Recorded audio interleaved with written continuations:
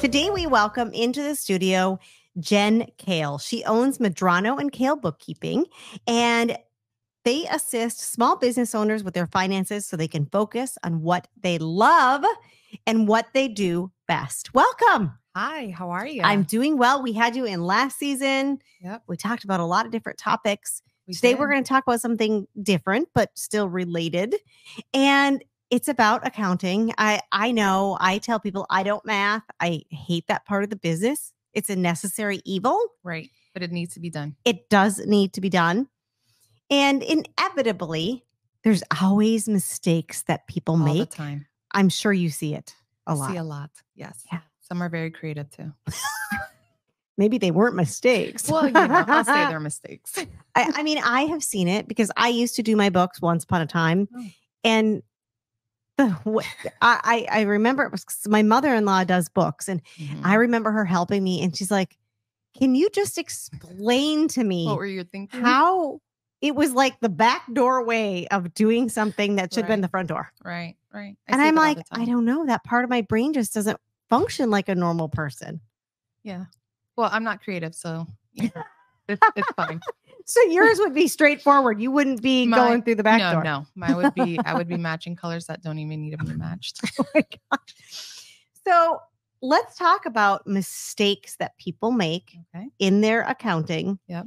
And we're just going to start there. The second half, we're going to talk about not the creative ways to go about it, but let's talk about 5 ways that people make mistakes in their small business accounting. Yep. Well, you touched on the first one. It's just poor bookkeeping, just not keeping your books like you're supposed to. That is huge.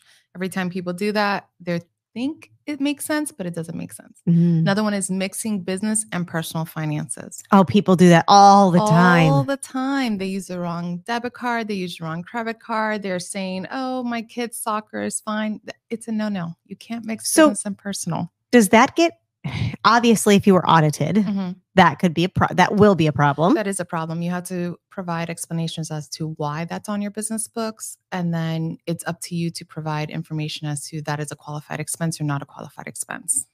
And would that be something, and I know you're not an accounting attorney, right? But is that something that would tip somebody off on an audit? Like, oh my gosh, they're not looking for that, are they? Or are they? It's not that they're not looking for that. It's how you maintain your records. So that's why you have a CPA that will say, okay, let's go through your books and definitely see you contributed this money to yourself. You distributed this money. What did you do? You know, it's how you keep it in the books. As long as you're not putting it towards a business expense and thinking it's qualified, then you can always explain it. It happens. Sometimes you only have a personal card that goes through. I never suggest it, but again, sometimes it happens or a business. Yeah. So that would be a big one, mixing business and personal. But if it's more than quite a few times, then that's it's a pattern. That's a pattern. So that's definitely not that. Make sure you're not doing that. Right. Unless it is really legit. Like, correct. You know, you're on camera all the time. So you go get your hair done and your business pays for it because it's is that permissible? That is a very gray line. Oh, so that just depends on where your CPA is looking, on the left or the right side of that line. So anything can be explained to the IRS. So you just have to have documentation. Is it a reasonable and qualified expense? I'm always on camera. I'm always in front of the. Yep. So is your hair only for business use? Well, I wear it every day. Are you? And again, you know, that's kind of what they're looking at, but there's ways around items like this. Oh, that's interesting. It is interesting. Another one is not reconciling the bank accounts. There's a lot of people that don't even look at their bank statement. And at the end of the year, they're thinking, what came out of my bank account? So at the end of the month, if you're not looking to make sure all those checks came out, all those deposits came in, that's a big, big mistake that people have. Well, I've had it where the bank is actually, long story short, right? That means it's going to be a long story. We went on vacation a couple of years ago and came back to many fraudulent charges on our business check card. That's the worst. And did you know that as a business, you only have, I think it's 10 days? That is correct.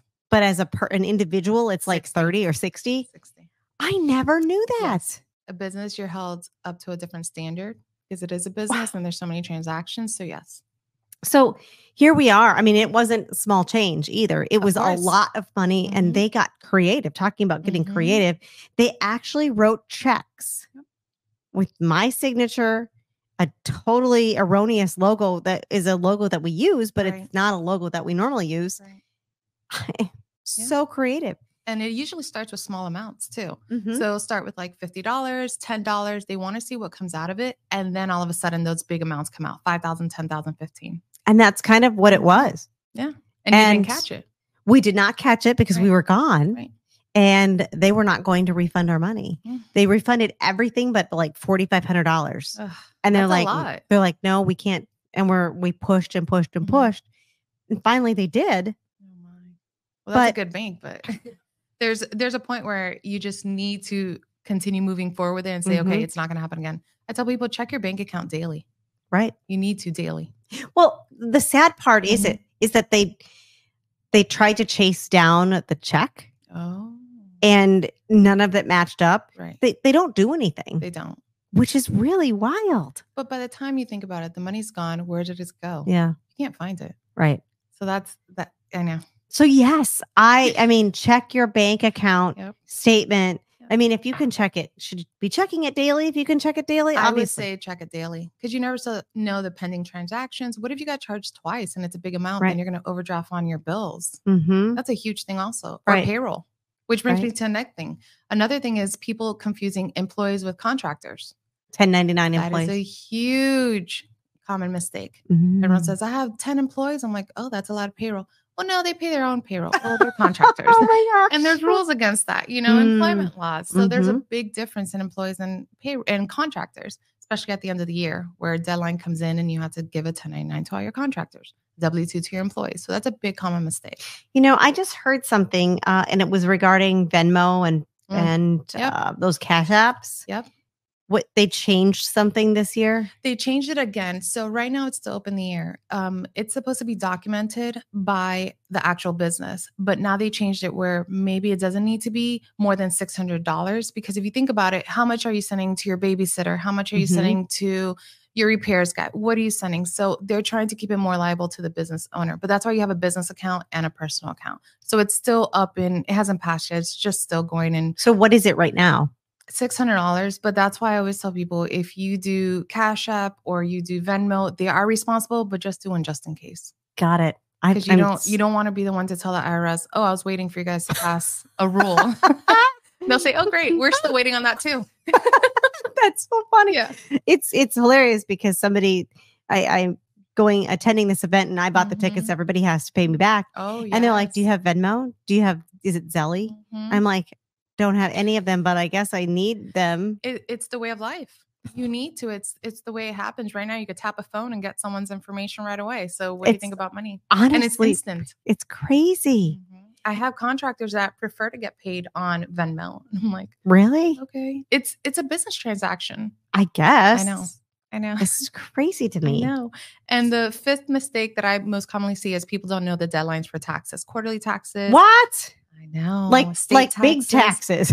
Even small ones like state taxes. If you have a sales tax, they don't know they're supposed to pay it by the next month, or quarterly taxes, or what are their tax deadlines. So that is huge. These are the most common mistakes that I have to go in and help and fix, where they're coming and they're getting notices and it's just like one snowballs into another. Then it becomes a really big problem and all of a sudden it's out of control. And to regain that usually is a lot of money. And a lot of work. And a lot of customer service people in the state that are not happy to pick up that phone call. Yeah, I would imagine. Call the Department of Revenue sometimes. Oh, I don't want to. No, 4 hours to get through. Let's not. Oh my gosh. I can't imagine the things that you had to clean up. It's been fun. Like you said, creative. It's been fun, yes. But it's also asking, what were you thinking? Can you walk me through this process so I can understand? And then I can explain what you're trying to do. And then redirect you. Right. Sometimes it is logical thinking, but when you're doing math, it's not always the same, especially with taxes. Is math really logical? I mean, and not in my brain. No, math is true numbers. I love math. Numbers don't lie. Numbers don't lie, but how do you get that number? So numbers. Well, I maybe did it wrong in the calculator. Exactly. That 9 happened to be a 4, and that's skewing a lot of numbers now. Oh my gosh. Correct. All right. When we come back from commercial break, we're going to talk about these mistakes and how we can avoid them. Is your closet overflowing, or maybe your kids' closets are as well? Or maybe you just want to redecorate your house. If you're wondering what to do with all that stuff that you've accumulated, bring it all to True Fashionistas or even ship it to them for free. They'll sell your unwanted items for you by taking away all the hassle and doing all the work, and all you have to do is sit back and collect your money. You can reach out to them online at truefashionistas.com, come into the store, or check them out on Facebook or Instagram. That's truefashionistas.com. All right, friends, we're back in studio with Jen Cail, and we are talking about business accounting mistakes. We've all been there. We've all made them, I am sure. I make them too. You do? I do. Okay, so we're all human. We're all human. We're all human. I say po buddy's perfect. So why do people make these mistakes? Is it sheer time? It's limited resources. If you think about it, you're a small business, you're getting up in the air, you're trying to figure out the admin, you're trying to figure out the brick and mortar, you're trying to figure out what is going on. Accounting is not something that you're going to dive deep and do it. So you're one person sometimes. Look at the solopreneurs. They're trying to do it all. We all start somewhere. So it's limited resources. It's also not having the training. There's a lot of times they won't reach out to get at least consulting, set up their books properly. What does it look like? What am I supposed to do on a monthly basis? So you're just growing too fast. You want to grow, but numbers are important. So these are common mistakes. It's just making sure that you have the right background that you need. And this is common mistakes that people have. Right. And yeah. Consequences. Right. I know the big bad wolf will be knocking on your door. But besides the IRS coming after you to audit and want their money, what other consequences are a direct correlation of not having your financial house in order and making these mistakes? Financial loss. Let's say you overstate your income and you think you have $200,000 that you made this year, and you look at your bank account, it's negative $500. You've lost so much money because you don't understand what's going on.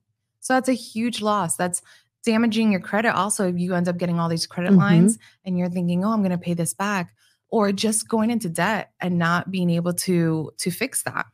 I want to talk about, I know this is off on a tangent, but you're debt. Right. Okay? Oh, yes. So I remember talking to somebody a while back. They're like, you know what? But not all business debt is bad debt. And I think of debt as like, oh my God, it's so bad. Right. But they're like, you've got to leverage it too. Correct. So there is actually a company locally that leveraged their debt and ended up selling for about 6 times that debt. How is that possible? They leveraged and they grew quickly. That is a risky move. It worked in their favor. I can see where someone says debt is not bad for the business if you can control it. You buy equipment, but it's going to pay off. Your books are in order. You get a line of credit, but you're going to pay it off. So you're always forecasting that money that's coming in. And then when you sell, you can equate that debt in there, but it's too risky sometimes. And these are those consequences where if you don't have those accurate books, that debt can get out of control. And that's another consequence. Correct. Right. A lot of people think business debt is like personal debt, and it's not. Business debt is ingrained with your personal debt too. So your personal score affects your business debt. And it does? Does. So if you have a lot of debt personally, it's going to affect is it Dun & Bradstreet? No, how do they? Duns and Bradford, they do it. That's what it is. The Duns number, but they also pull your credit report. Because when you start off, who's the guarantor sometimes? It is your business, but it's your personal. So if your personal credit score is lower than 650 now, you're not going to do anything good with your business loans. You're going to get those high interest rates. You're going to just debt snowballs there. What's a good credit score? Well, nowadays, depends who you ask, but I always say 750 or above. Okay. But it depends, because I see people with 800 that can't get credit sometimes. Isn't that crazy? Exactly. Because they have no debt. Oh. So, I'm glad we're having this part of the conversation, because I think as business owners, most people don't see that personal affects business, and business does affect personal. Right. And what you do in personal, you're going to do in business. So if you can't keep a budget on your personal side, how are you going to keep it on the business? It's a pattern. It's your lifestyle. You're not, just because you made a business doesn't mean you made a new person too. That's so true. It's just they affect each other. So if your house is not in order on that personal side, there goes a business. Absolutely. So given the fact that, we know that mistakes are going to happen, how can we avoid those? How can we avoid making these mistakes that seem like they're no big deal. Yeah. But to you, they're a big deal. They are a big deal. I always tell people, if you can't afford an accounting software, find one that works with you and is probably free. There's a lot of free ones there that can start you off. Get an accounting software. They walk you through it. Get a consultation with a bookkeeper locally. Call someone. Get training on YouTube. Don't go on other social media platforms, but go to actual substantiated channels. There's free courses on the college websites that you can get. Local colleges, they give free accounting softwares and trainings. So you can get so much of it. This is how you prevent it. You want to learn as much as you can on the accounting side. And then just call and ask your state as well. You can call Florida Department of Revenue. Hey, I think I owe this, or I think I might have to pay sales tax. Call people who actually know. But don't stay to the point where when you're in that bubble where you don't know how to get out of it, you start asking for help. It starts from the beginning. And that was going to be my other question, resources for small businesses to learn the things that they don't know. And you said, some of the, like the community colleges have things. Or There's also SCORE. They're local. They're free. I'm giving a training coming up. There's a lot of mentors on there that just love to provide help and assistance to business owners. Get your local SCORE involved. Go somewhere and just ask for help. The library has books for bookkeeping for dummies. It literally there's always some book for dummies. There's right? Something, or it says 5 things to know if you start a business for dummies, probably. So, although I have a complaint to make to those people, because there's one Spanish for dummies and I couldn't figure it out. That might be a little bit different. I probably can't figure out German for dummies, but but there's always help everywhere. It's just getting it. And as well as a business owner, you're doing so much also. So maybe it just might be, hey, asking a significant other for help, someone a friend who did accounting or knows a little bit about accounting, just something. But you want those accurate numbers. And if not, the minimum is make sure you know what's in your bank account, because that's important. It is very important.